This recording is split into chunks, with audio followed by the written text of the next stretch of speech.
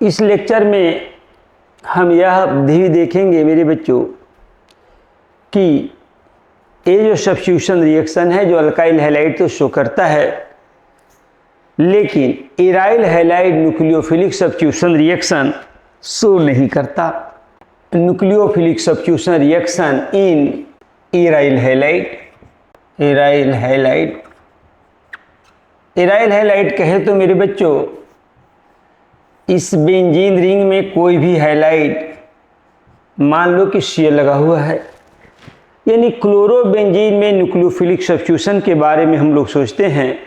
इससे पहले हम लोगों ने सोचा था methyl chloride, methyl bromide, methyl iodide, ethyl chloride, यानी यहाँ अल्काइल ग्रुप अगर होगा और हैलाइड यहाँ है तो इसमें न्यूक्लियोफिलिक सब्स्टिट्यूशन तो होता है, लेकिन क्या एराइल हैलाइड में न्यूक्लियोफिलिक सब्स्टिट्यूशन होगा या नहीं होगा? अगर नहीं होगा तो कौन सी सिचुएशंस हम क्रिएट करेंगे, कौन सा ऐसा कुछ चेंज करेंगे कि यह जो एराइल हैलाइड है वह भी न्यूक्लियोफिलिक सब्स्टिट्यूशन देने लगे। सबसे पहले हम लोग ये देखते हैं मेरे बच्चों कि न्यूक्लियोफिलिक सब्स्टिट्यूशन एराइल हैलाइड नहीं देता है, तो सबसे पहला पॉइंट आप ऐड कीजिए इसमें कि aryl halide nucleophilic substitution reaction नहीं देता है नॉर्मल। अगर यहाँ कोई भी सब्स्टिट्यूशन बेंजीन रिंग पर लगा हुआ नहीं है तो एराइल हैलाइड न्यूक्लियोफिलिक सब्स्टिट्यूशन नहीं देगा।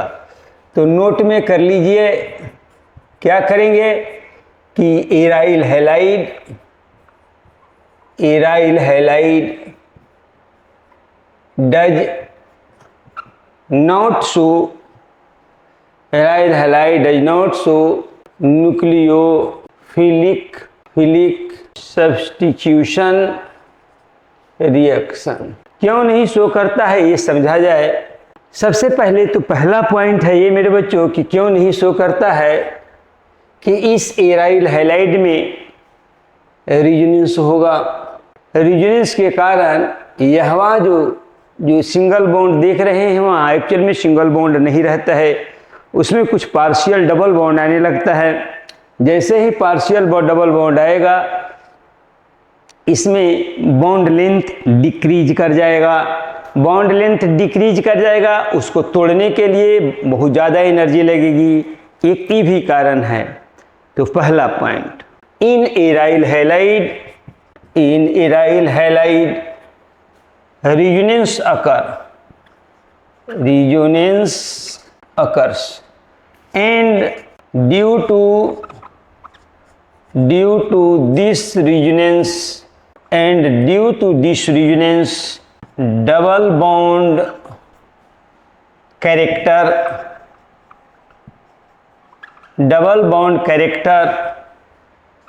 in carbon and leaving group increases, double bond character increases, bond length, double bond character increases, double bond character increases, bond length decreases and hence bond enthalpy increase। अब इसमें resonance कैसे अकर करता है वो देखते हैं। रिजोनेंस इन क्लोरोबेंजीन, मेरे बच्चों रिजोनेंस का कंडीशन यह है कि double bond conjugated with lone pair conjugated with double bond conjugated with double bond conjugated with double bond. ये रिजोनेंस का कंडीशन है, जहाँ ऐसा होगा वहाँ रिजोनेंस होगी। जैसे ही यहाँ पर क्लोरीन पर कितना इलेक्ट्रॉन डेंसिटी है, 3 लोन पेयर है, यहाँ से यह इस तरह से मूव करेगा। जैसे ही यह मूव करेगा मेरे बच्चों, यह वाला पाई बॉन्ड टूट करके इस कार्बन पर चला जाएगा। क्यों चला जाएगा? जैसे ही यह यहाँ बॉन्ड बनाने के लिए आएगा, इसमें कार्बन की ऑलरेडी यहाँ 4 बॉन्ड है, जैसे ही यह बॉन्ड बनाने के लिए आएगा एक पाई बॉन्ड टूट करके कार्बन पर चला जाएगा, यानी लोन पेयर बॉन्ड पेयर में बदलेगा। एंड बॉन्ड पेयर किस में बदल जाएगा? लोन पेयर में, राइट। रेजोनेंस का साइन देते हैं। ध्यान रहे मेरे बच्चों, यहाँ पाई बॉन्ड और यहाँ पाई बॉन्ड में कुछ चेंजिंग नहीं किए हैं। कार्बन और क्लोरीन पर बॉन्ड बना, कार्बन डबल बॉन्ड के बीच में बॉन्ड टूटा और ये लोन पेयर यहाँ आया। जैसे ही इलेक्ट्रॉन डेंसिटी बेंजीन में आया था, इस पर पॉजिटिव और इस पर क्या हो गया? निगेटिव। दो लोन पेयर में से एक लोन पेयर बॉन्ड के फॉर्मिंग में आया, इन्वॉल्व है। अभी भी यहाँ पर दो लोन पेयर है, समझने के लिए लिख दे रहे हैं, लेकिन बाद में हम नहीं लिखेंगे। अब ध्यान दो मेरे बच्चों, this lone pair conjugated with double lone pair, pi bond conjugated with lone pair, यहां भी pi bond conjugated with lone pair था। पुनः रेजोनेंस इस तरह से होगी, लोन पेयर बॉन्ड पेयर में बदलेगा और बॉन्ड पेयर किस में बदलेगा? लोन पेयर में। तो यहां पर देखना है मेरे बच्चों, इतनी सिस्टम में कोई चेंजिंग नहीं हुई है, सिर्फ इतनी सिस्टम में चेंज हुई है। लोन पेयर बॉन्ड पेयर में बदला, बॉन्ड पेयर लोन पेयर में बदला। This negative charge migrate to this carbon. यहां पर क्या हो गया? प्लस, यहां बॉन्ड पे ना ए बॉन्ड पहले से है, यहां क्या बन गया? Negative charge. फिर lone pair convert into bond pair and bond pair convert into lone pair.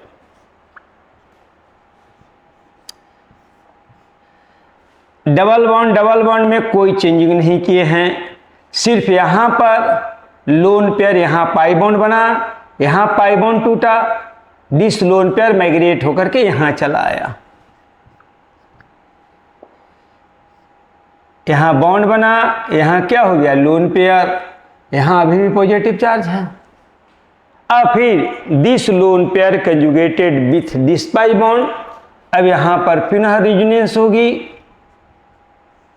ध्यान देना है मेरे बच्चों, डबल बॉन्ड में कौन सिग्मा को कौन पाई बॉन्ड, इसका आइडेंटिफिकेशन नहीं मिलती है। जो तोड़ दिया कमजोर होता है पाई बॉन्ड, जो टूट गया वह पाई टूटा, जो बच गया वो सिग्मा बचा। इसके बाद पुनः न्यूट्रल सिस्टम हो गया है मेरे बच्चों। और यहां सी, यहां दो लोन पेयर, दो लोन पेयर, दो लोन पेयर, लेकिन यहां कितना लोन पेयर आ गया? 3 लोन पेयर। इस क्लोरोबेंजीन का कितना रेजोनेटिंग स्ट्रक्चर हमने बनाया? 3, यहां क्या हो गया? 4, यहां कितना हो गया? 5। 1 2 3 4 5, 1, 2, 3, 4 and 5 are the resonating structure, are the resonating structure of chlorobenzene.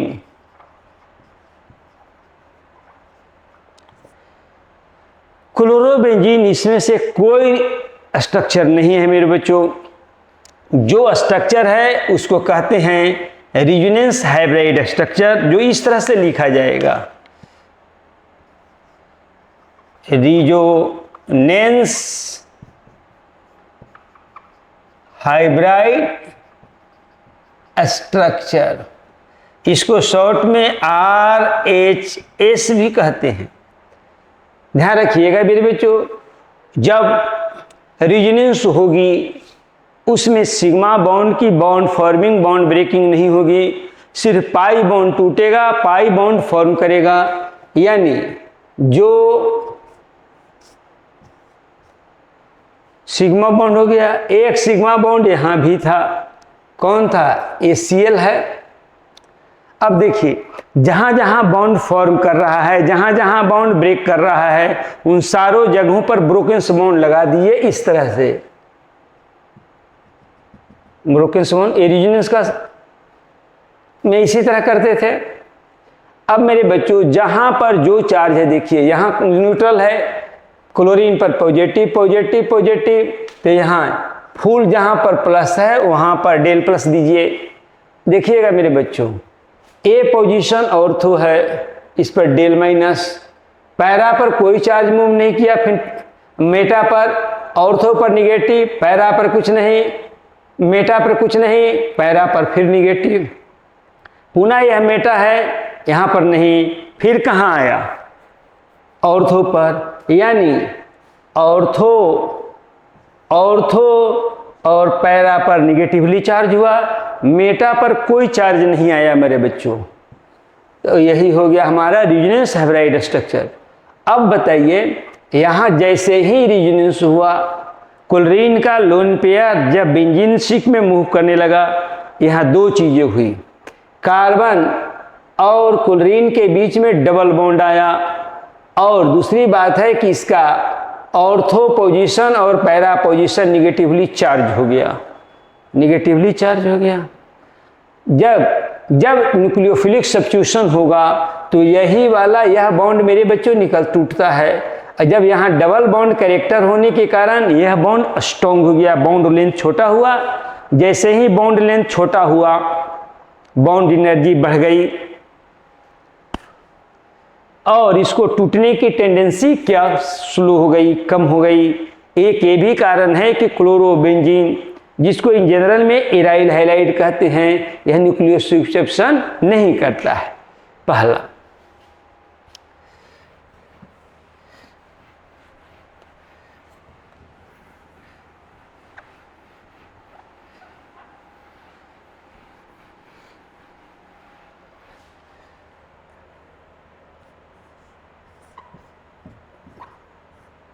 Ortho Meta para position आपको समझा दे रहे हैं मेरे बच्चों।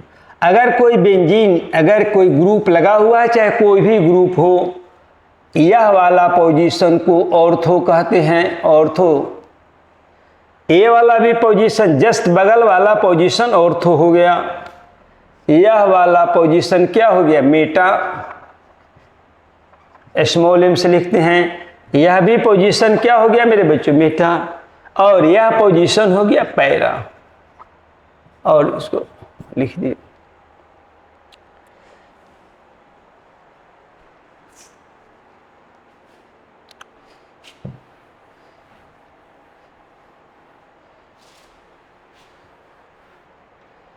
सेकेंड पॉइंट,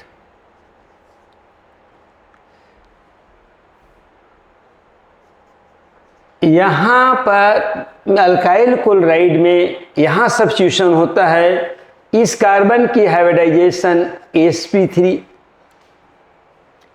एराइल हैलाइड में इस कार्बन की हाइब्रिडाइजेशन sp2। हाइब्रिडाइजेशन में अगर देखें, दूसरा पॉइंट में लिख दीजिएगा हाइब्रिडाइजेशन।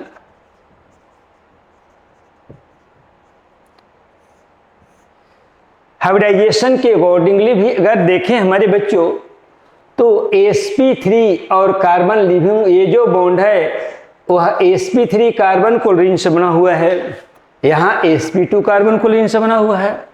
तो carbon sp3 carbon sp2 bond and carbon sp3 chlorine bond क्या हो गया,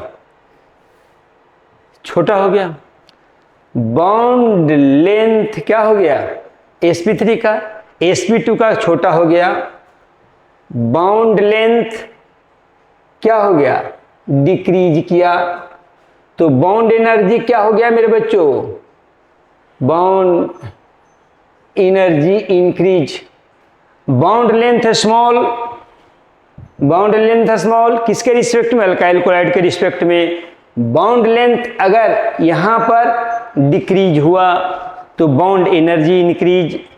bond energy increase, living tendency of leaving group decrease है, hence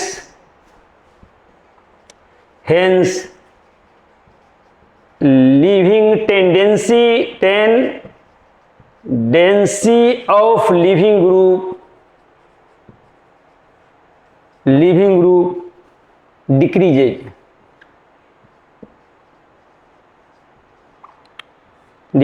एक ये भी हाइब्रिडाइजेशन कारण बनता है। 2 पॉइंट हो गया मेरे बच्चों। तीसरा point,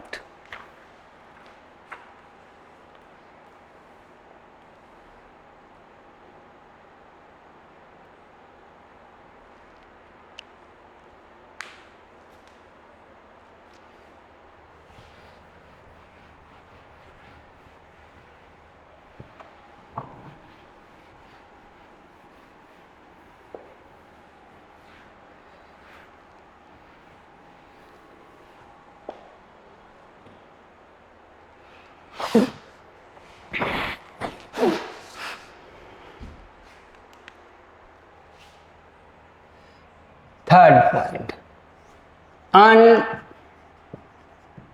instability of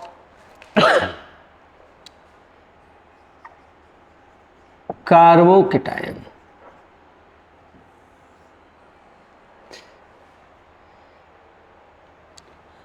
alkyl halide and aryl halide में जब SN1 रिएक्शन होगा मेरे बच्चों, तो उस केस में कार्बोकेटायन बनता है। इस तरह से देखिए, एल्काइल हैलाइड और यहां क्या है, इराइल हैलाइड। जब सब्स्टिट्यूशन रिएक्शन होगा किसी भी कंडीशन में मेरे बच्चों, क्लोरीन को निकलना ही पड़ेगा, लिविंग ग्रुप के फॉर्म में एक्ट करना ही पड़ेगा। यहां हम एराइल हैलाइड लिख लेते हैं, तो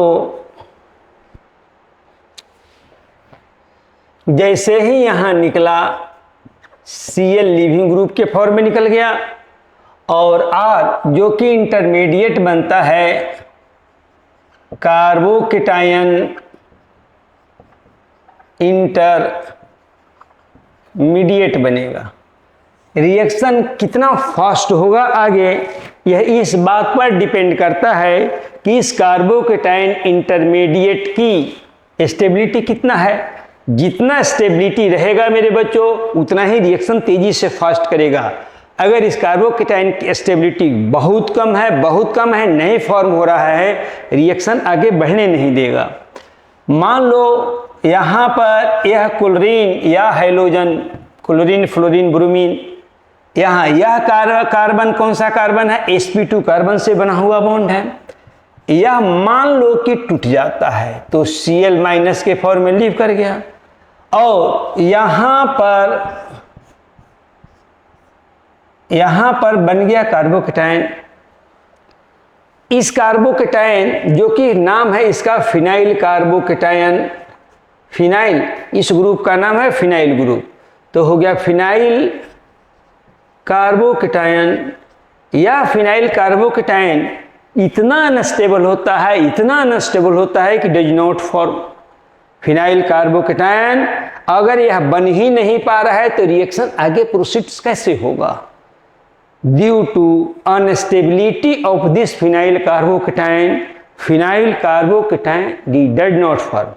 तो नोट में लिखा जाए, during substitution reaction in aryl halide phenyl carbocation does not form. क्यों नहीं form? Due to very high unstability. Note में डाला जाए,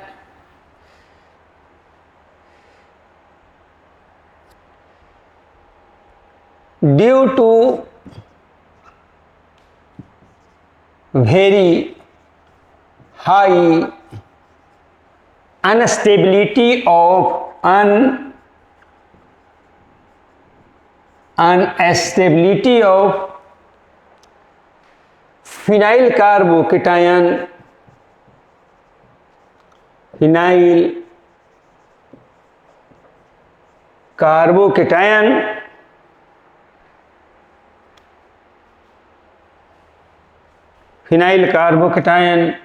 does not form,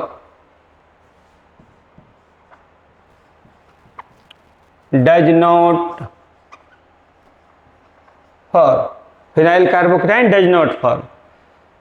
Hence, this is very important reason.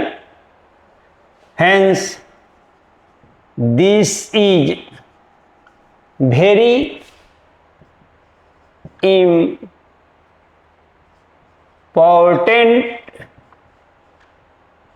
Point two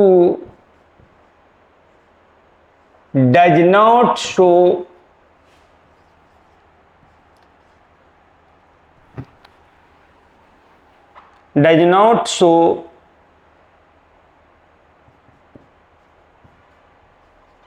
nucleophilic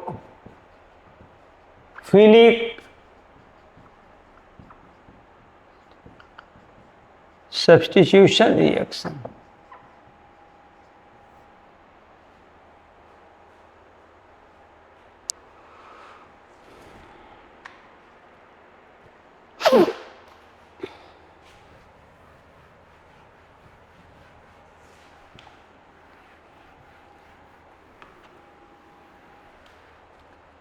last point, fourth point,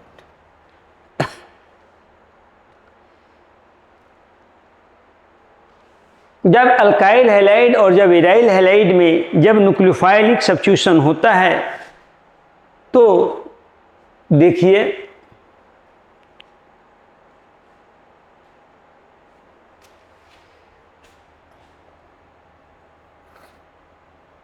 पहले बातों को समझिए। यह कौन सा कार्बन है? sp3 अल्काइल हैलाइड है। और यहां पर मेरे बच्चों, और यहां पर कौन सा कहा कार्बन है? sp2। इस पर डेल माइनस, इस पर क्या हो गया? Del plus. अगर यहां सब्स्टिट्यूशन रिएक्शन करना है तो इस लिविंग ग्रुप को निकलना ही होगा।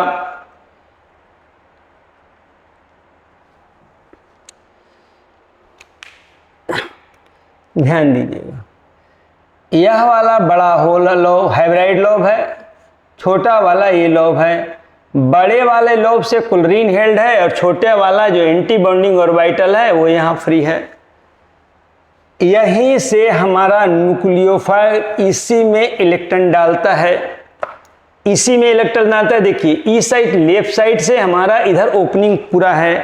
इसको इस तरह से आप समझ सकते हो, इस तरह से यहाँ क्लोरीन है, यहाँ हाइड्रोजन है। जैसे जैसे यहाँ से लिविंग ग्रुप ये न्यूक्लियोफाइल आ रहा है, इधर से कोई इसको हिंडरसन नहीं मिल रही है ना। हाइड्रोजन सबसे छोटा ग्रुप है, यह तेजी से आकर के इसमें इलेक्ट्रॉन देगा और यहाँ पर यह वाला क्लोरीन लीव आउट कर जाएगा। यह इसके कारण अप्रोच करेगा क्योंकि यहाँ पर डेल प्लस है, यहाँ डेल माइनस है। लेकिन यहाँ ध्यान दीजिए, यही कारण है कि जब न्यूक्लियोफिलिक सब्स्टिट्यूशन होता है, जिधर से लिविंग ग्रुप होता है मेरे बच्चों, जस्ट 180 डिग्री से यह न्यूक्लियोफाइल अपीयर होगा क्योंकि इसको इस लोब में इलेक्ट्रॉन को ऐड करना है।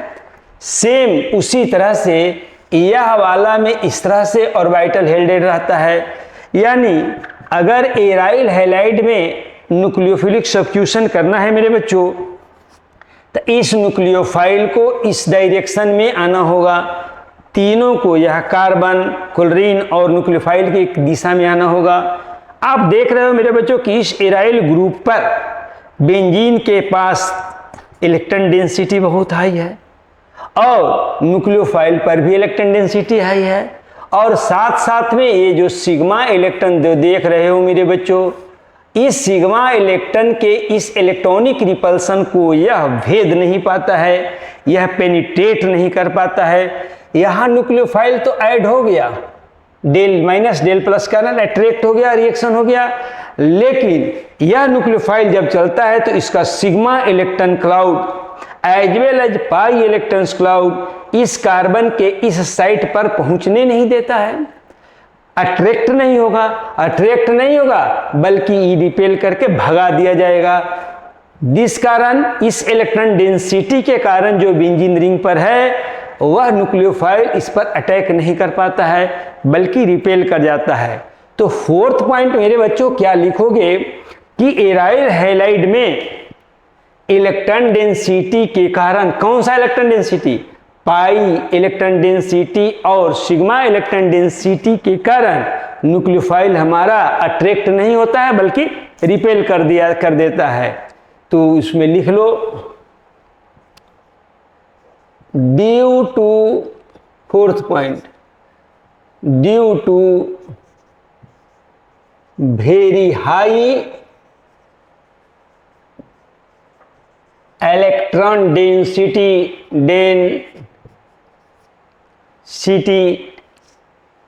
Very high electron density nucleophile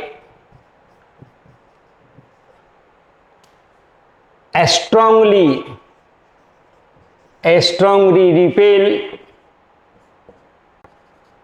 repel hence above all four region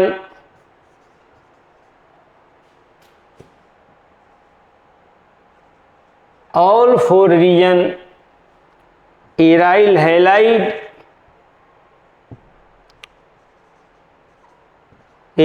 halide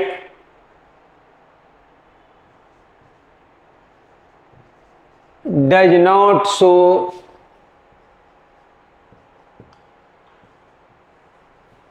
nucleophilic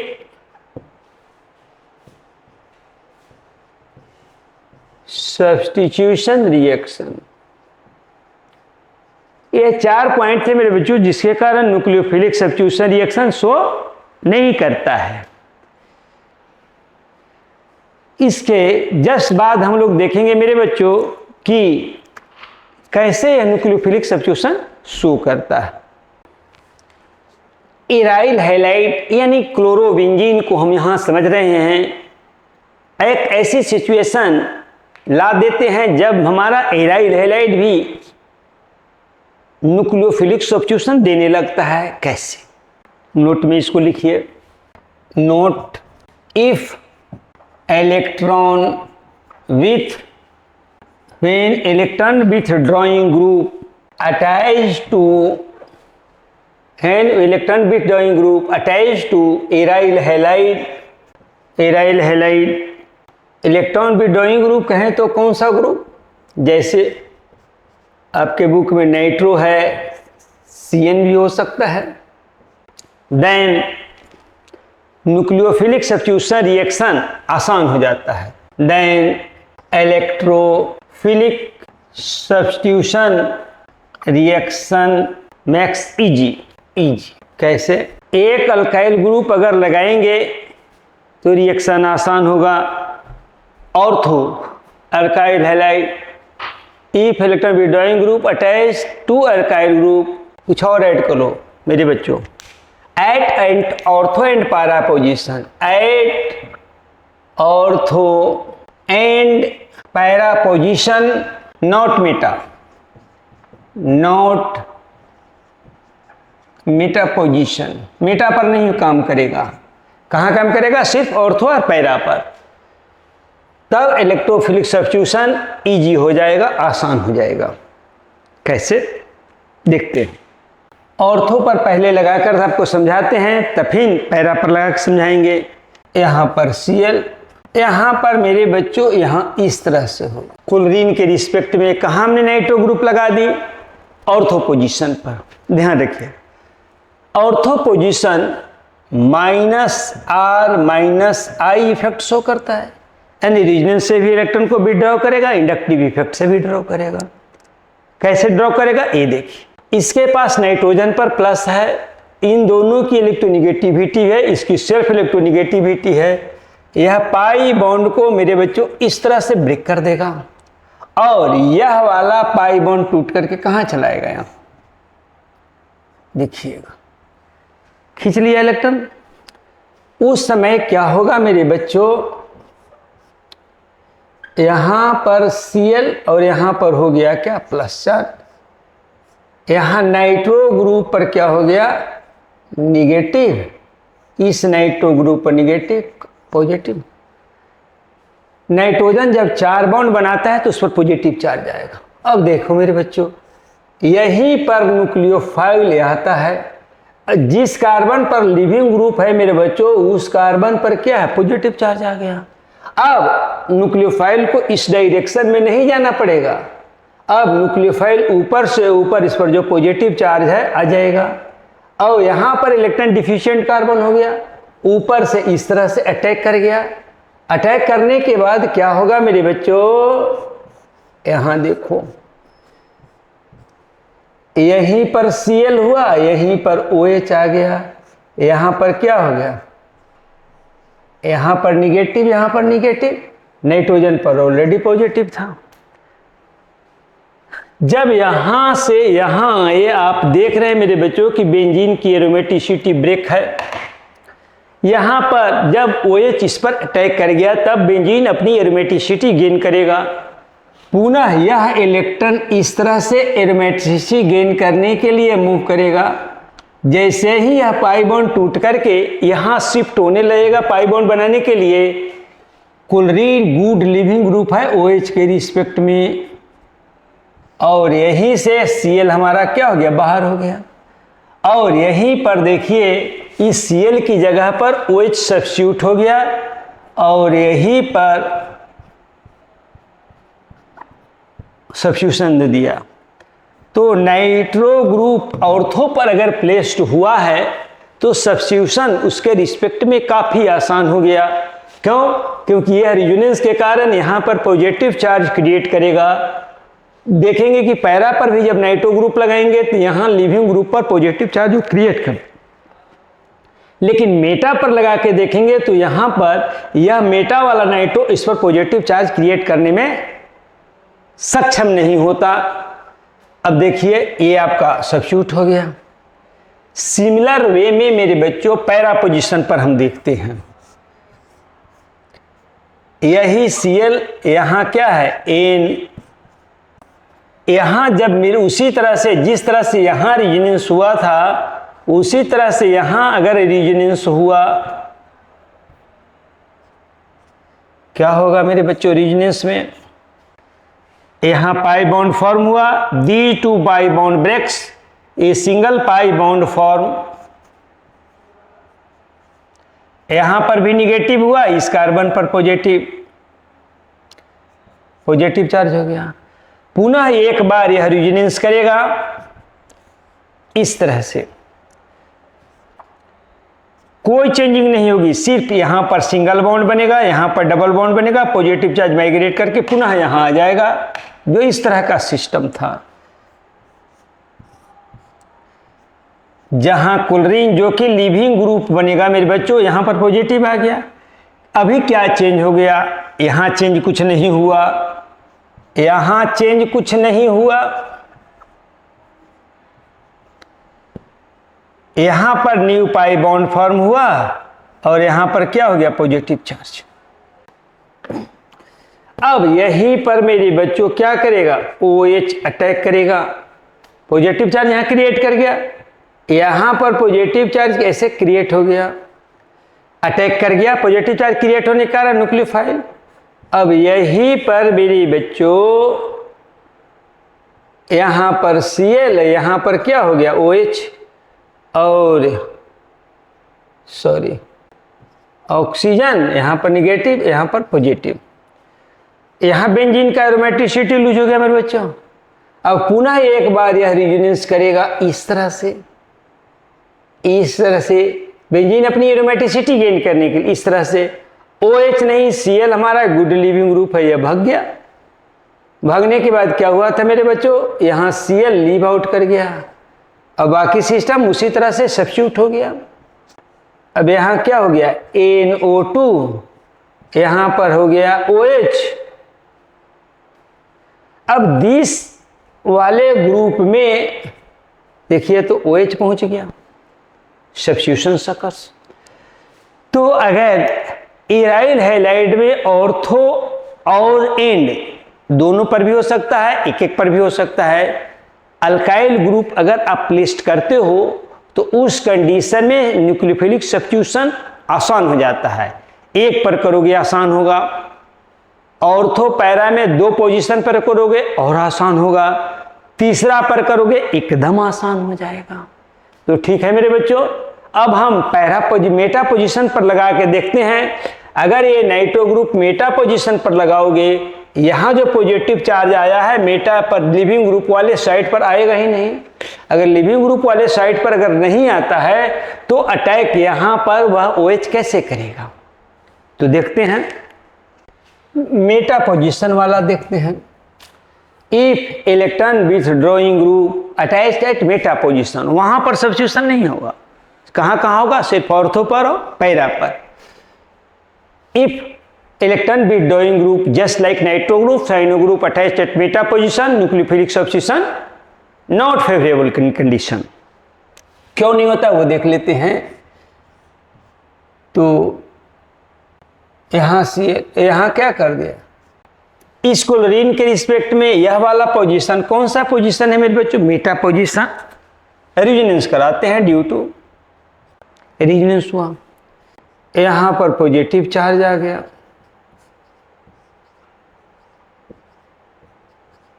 यह पॉजिटिव चार्ज यहां नहीं आएगा मेरे बच्चों, इसके रिस्पेक्ट में ऑर्थो पर आया, यहां नहीं आया, एक बार माइग्रेट करेगा इस ऑर्थो पर चलाएगा।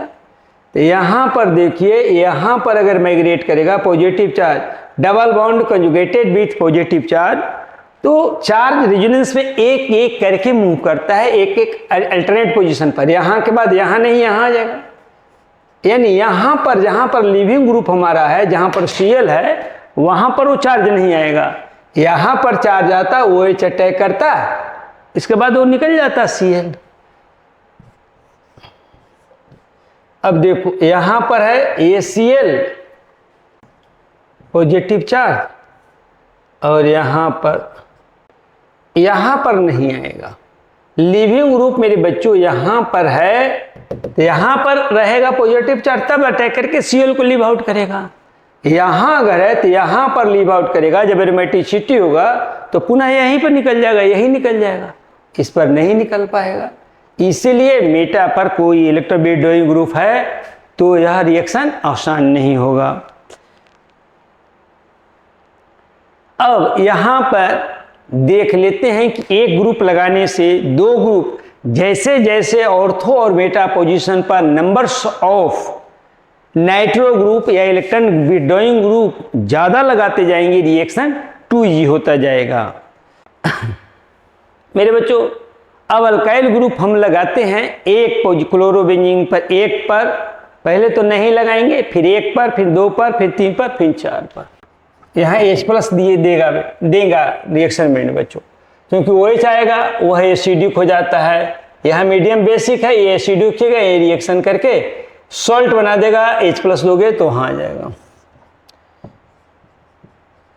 NaOH। यहाँ और कंडीशन देगा टेम्परेचर प्रेशर का, H+ NaOH और फिर H+,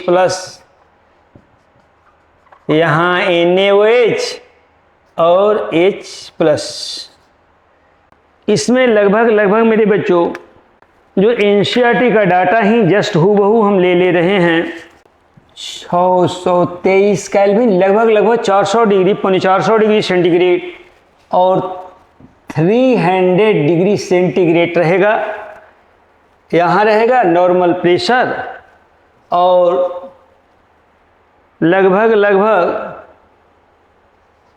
केल्विन 200 डिग्री सेंटीग्रेड के अराउंड केल्विन। यहाँ पर रहेगा 368 केल्विन के अराउंड, कितना 100 डिग्री टेम्परेचर है। और यहाँ मेरे बच्चों हो जाएगा, वार्म कर दोगे। ध्यान रखो, जब यहाँ कोई भी ग्रुप मेरे बच्चों नहीं था तो उस समय टेम्परेचर कितना, 300 से 400 डिग्री सेंटीग्रेड, 300 एटमॉस्फेरिक प्रेशर है। यहाँ नॉर्मल 1 एटमॉस्फेरिक नॉर्मल प्रेशर पर केवल 200 डिग्री सेंटीग्रेड लगभग टेम्परेचर दोगे तो यह रिएक्शन हो जाएगा। यहाँ पर 100 डिग्री पर हो जाएगा, कोई नॉर्मल प्रेशर पर। यहाँ तो टेम्परेचर भी नहीं बढ़ानी है मेरे बच्चों, NaOH क्या, यहाँ वाटर भी ले लोगे तो ये रिएक्शन हो जाएगा। सब में रिएक्शन होगा, लेकिन जैसे जैसे यहाँ कोई नाइट्रो ग्रुप नहीं है, यहाँ एक नाइट्रो ग्रुप है, यहाँ 2 नाइट्रो ग्रुप है, और यहाँ मेरे बच्चों कितना नाइट्रो ग्रुप है? 3 नाइट्रो ग्रुप है। जैसे जैसे हम नाइट्रो ग्रुप लगाते आ रहे हैं वैसे वैसे रिएक्शन हमारा इजी होता जा रहा है, सॉफ्ट होता जा रहा है। तो यहाँ तो OH आ गया, इसको कहते हैं मेरे बच्चों फिनॉल। यहाँ भी फिनॉल का डेरिवेटिव ही बनेगा, लेकिन यह नाइट्रोफिनॉल होगा। यहाँ पर देखो 2 नाइट्रो ग्रुप आ गया मेरे बच्चों, एक यहाँ पर नाइट्रो ग्रुप, एक यहाँ पर नाइट्रो ग्रुप, यहाँ पर 3 नाइट्रो ग्रुप है। यह कंपाउंड एक खास कंपाउंड होता है मेरे बच्चों, जिसे हम पिक्रिक एसिड भी कहते हैं, पिक्रिक एसिड, जो कि कॉमन नेम है, हाईली पॉपुलर है। इसका यूपीए का नेम देखो 1 2 3 4 5 6, तो क्या हो जाएगा 2 4 6 2 4 6। कितना नाइट्रो है? 3 नाइट्रो, ट्राई नाइट्रो। और बेंजीन पर जब OH होगा तो फिनॉल इसको बोलते हैं। इसका भी नाम देख लो 1 2 2 3 4, तो 2 4 डाई नाइट्रो फिनॉल। इसको देखो 1 2 3 4 4 नाइट्रो फिनॉल, ये तो फिनॉल है ही। तो इस तरह से हमने देखा कि एराइल हैलाइड कैसे न्यूक्लियोफिलिक सब्स्टिट्यूशन नहीं करता है, उसका 4 रीजन्स थे। तब जब हम नाइट्रो ग्रुप या इलेक्ट्रॉन विड्रॉइंग को ऑर्थो और पैरा पोजीशन पर हमने लगा लगा कर चेक किया, तो वहाँ पर न्यूक्लियोफिलिक सब्स्टिट्यूशन होने लगा। जैसे जैसे नंबर्स ऑफ ग्रुप बढ़ाते गए, कोई ग्रुप नहीं, 1 ग्रुप, 2 ग्रुप, 3 ग्रुप, तो यह एकदम सॉफ्ट कंडीशन में भी रिएक्शन हो गया। यहाँ NaOH नहीं दोगे, सिर्फ या और वाटर दे करके भी रिएक्शन करा सकते हो। स्ट्रॉन्ग न्यूक्लियोफाइल नहीं, water is a very weak nucleophile. तो जब 3 नाइट्रो ग्रुप हम लगाते हैं तो रिएक्शन एकदम टू ईजी हो जाता है, एकदम आसान हो जाता है, और रूम टेम्परेचर पर ही रिएक्शन, रूम टेम्परेचर प्रेशर पर ही रिएक्शन हो लगता है। Thank you.